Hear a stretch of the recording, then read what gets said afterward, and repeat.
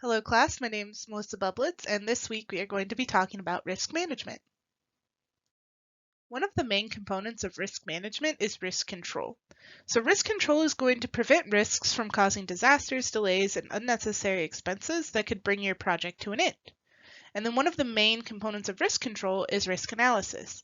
This is estimating the probability that a risk will occur and determining how it will affect your project. So in order to analyze risks, we're going to use a probability and impact matrix to rate the risk occurrence probability on a very high to then medium to low and then to very low scale. So when you're doing this, using this method as opposed to a scale to 1 to 10 is actually going to reduce subjectivity because you are defining your qualitative terms.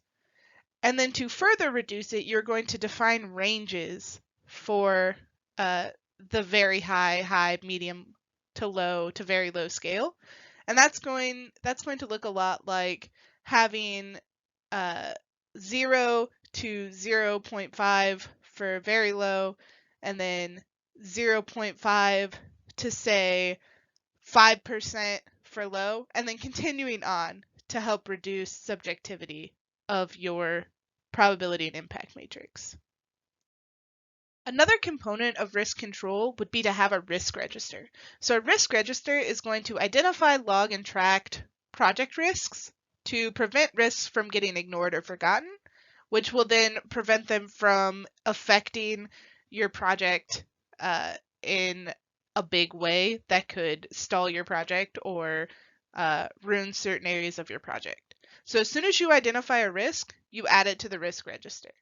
And the way you're going to add it to the risk register and what is included within the risk register is going to be you're going to add the ID number of the risk. You're going to add a name and description.